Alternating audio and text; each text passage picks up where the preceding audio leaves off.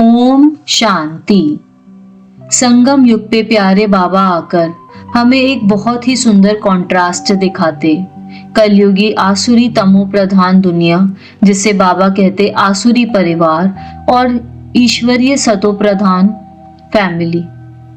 बाबा बताते, या हम खुद के अनुभव से भी जान सकते हैं कि आज दुनिया में, हमारे रिश्तों में, हमारे परिवारों में किस प्रकार का आसुरी चलन कॉमन हो गया है। असुर अर्थात दूसरे के दुखों को देखकर खुशी होना।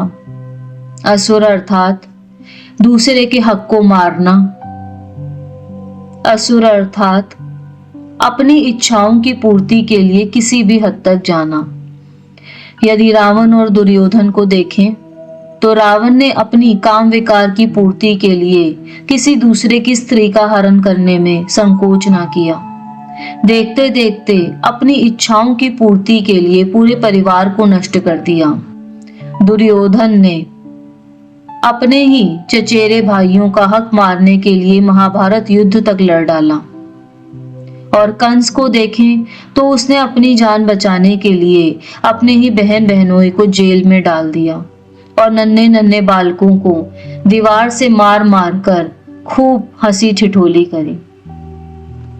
देखते हैं हम मैथोलॉजिकल सीरियल्स में कैसे राजे महाराजे, आसुरी राजे महाराजे लिपायमान रहते थे अलग अलग प्रकार के भोग में, चाहे शराब कहें या स्त्री कहें, हर चीज की अति। आज के परिवारों को या आज के समाज को ध्यान से देखें तो यही सब हम अपने समाज में, अपने आसपास देख सकते हैं। किस तरीके से सारे रिश्ते जैसे मतलब के हो गए हैं।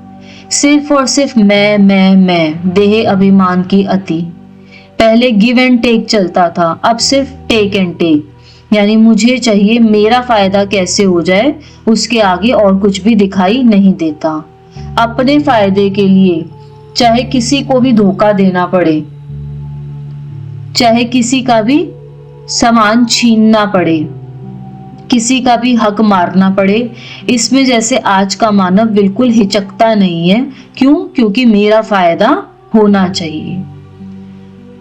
सूक्ष्म रूप में देखें, अगर और बारीकी में जाएं तो आज के मानव के अंदर इतना देह अभिमान है, चाहे वो छोटे बच्चे हो, बड़े बुजुर्ग हो, कोई भी हो, हर कोई कहता है आई एम राइट, सिर्फ मैं सही हूं। आप किसी की कमी कमजोरी अगर प्यार से बताने की कोशिश भी करेंगे तो वो पहले आपको चार सुनाएगा, उसके बाद कहेगा हाँ देखेंगे। दूसरे को छोटा दिखा के स्वयं को बड़ा समझना। इसकी शादी में खाना अच्छा नहीं था, डेकोरेशन बेकार थी, वगैरह वगैरह। यानी दूसरे की कमियां निकाल निकाल के ये महसूसता करना कि देखो मैं तो कितना ग्रेट हूं। दूसरे के दुखों में सुख की अनुभूति करना। आप देखेंगे कि आपके बहुत ही क्लोज्ड फैमिली रिलेशनशिप्स में भी, जैसे कि फॉर एग्जाम्पल कि बहू शाम को काम से आई है, बच्चे हैं वो परेशान कर रहे हैं, आते ही उन्होंने बच्चों ने माँ को भी परेशान करना शुरू कर दिया। बहू पहले ही थकी हुई है, बच्चों पे भी चिल्लाने लग गई, बड़ी हैसल्ड, परेशान हो गई है। तो ये देख के कोई सास को नम्र दिली नहीं आती। सास जैसे अंदर ही अंदर, ये सामने से भी जैसे मुस्कुरा रही होती है। तो ये क्या है? दूसरे के दुखों में सुख की अनुभूति करना।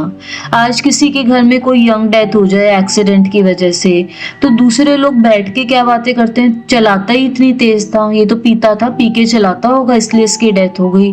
कोई भी मन के अंदर सेंसिटिविटी, ह्यूमैनिटी जिसे कहें, इंसानियत, वो पूरी तरह से खत्म हो चुकी है। दूसरे की कमी निकाल के, उसका मकान कितना छोटा है, उसने पेंट कितना बेकार कराया है, उसकी बहू तो हाउसवाइफ है, मेरी बहू वर्किंग है, वगैरह वगैरह। दूसरे को छोटा दिखा के हम नॉर्मल बोलचाल की भाषा में भी खुद को बड़ा समझते हैं या दिखाने का प्रयास करते हैं। हर पल असंतुष्ट रहते हैं। हमारे पास कितनी भी चीजें क्यों ना हो, लेकिन फिर भी हमें दूसरे की थाली में ही घी ज्यादा अच्छा लगता है। ये है आज के मनुष्य की हालत। दूसरे को आगे बढ़ता देख के बिल्कुल भी खुश नहीं होते। अगर किसी का बच्चा ज्यादा पढ़ लिख जाए, किसी ऊंची पदवी पे पहुंच जाए, तो बहुत ज्यादा असंतुष्टता, एक नाखुशी की फीलिंग रहती है। कि इसका बच्चा तो इतना आगे बढ़ गया, मेरा कहाँ रह गया, देखो मेरा बेटा बड़ा होएगा तो वो ये सब कर पाएगा या नहीं कर पाएगा। और टांग खींचने की आदत, अगर कोई आध्यात्म के मार्ग में आगे बढ़ रहा है या लौकिक रीति भी अच्छे आगे बढ़ रहा है तो बाकी के लोग पूरा प्रयास करेंगे उसे पीछे खींचने का। सहयोगी मिल पाना आज की दुनिया में जैसे बड़ा ही मुश्किल हो गया है। हर किसी को चाहिए कि मेरी महिमा हो। छोटे छोटे बच्चों को भी एक्सपेक्टेशन रहती है, अच्छा मम्मी आप सॉरी बोलो, आप थैंक यू बोलो। तो ये ईगो ग्रेटिफिकेशन चाहिए, देह अभिमान को जैसे वैलिडेशन चाहिए हर समय। गलत फहमियों के शिकार होना, चलते फिरते एक दूसरे को टॉन्ट मारते रहना, एक दूसरे पे व्यंग कसते रहना, कटाक्ष मारते रहना, ये तो जैसे कॉमन प्रैक्टिस ही हो चुकी है।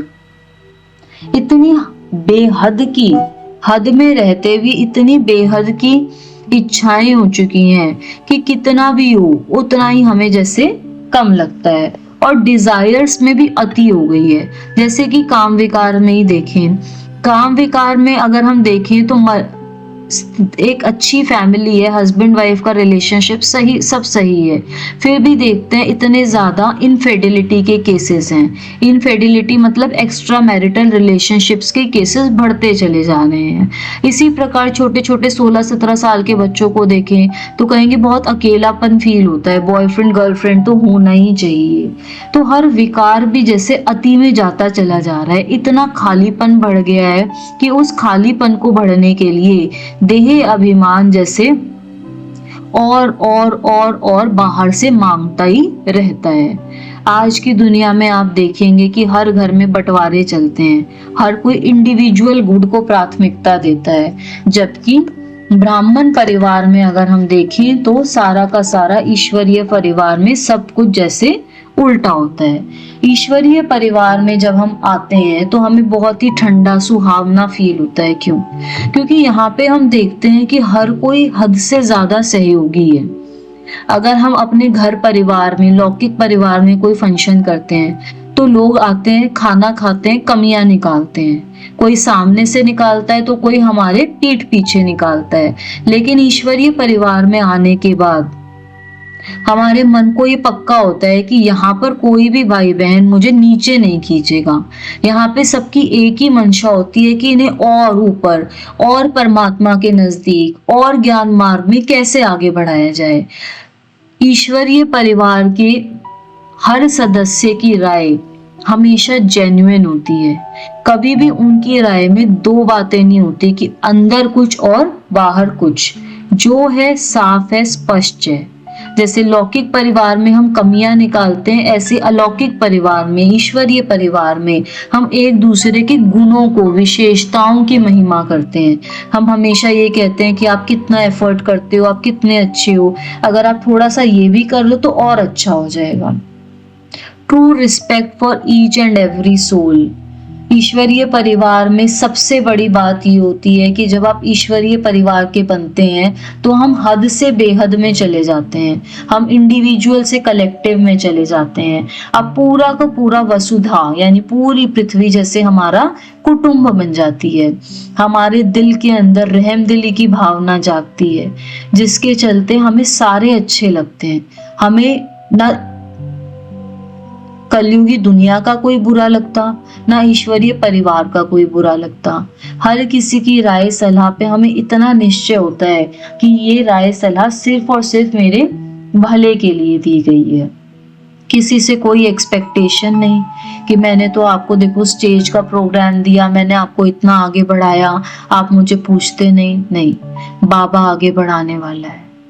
कोई हमारी महिमा करे ईश्वरीय परिवार में तो क्या कहते हैं, बाबा करा रहा है, मैं कौन।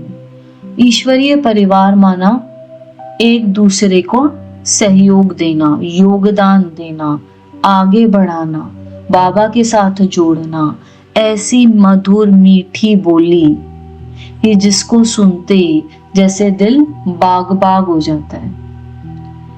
यहाँ की आत्माएं जैसे वहां की आसुरी परिवार की आत्माएं अति में जाती हैं, विकारों की अति में जाती है। यहाँ पे सभी आत्माएं स्वराज्य अधिकारी हैं, अपनी मन पे, इंद्रियों पे पूरी तरह से कंट्रोल है। वहां पर तमो प्रधानता बढ़ती है तो यहाँ पे सतो प्रधानता बढ़ती चली जाती है। ऐसा भी होता है ईश्वरीय परिवार में कि दो लोगों की राय ना मिले, लेकिन ईश्वरीय परिवार का नियम कि सब अलग हैं लेकिन गलत कोई भी नहीं है। तो जब हम सबको ईश्वरीय दृष्टि से देखते हैं तो जैसे कि बाबा बेहद की प्राप्तियां कराता है और वो बेहद की प्राप्तियां सेवा के जरिए और ज्यादा दूसरों को आगे बढ़ाने के लिए यूज होती हैं।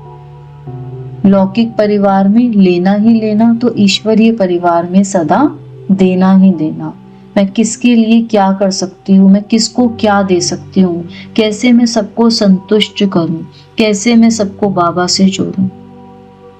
ऐसा मीठा परिवार, बेहद का परिवार, अनलिमिटेड फैमिली बहुत ही भाग्यवानों को मिलती है, जिसका प्रमुख स्वयं भगवान हो।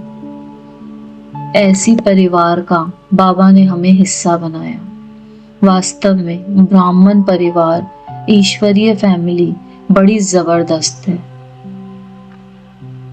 और मैं बहुत बहुत प्राउड हूँ कि मैं इस ईश्वरीय फैमिली का हिस्सा हूँ।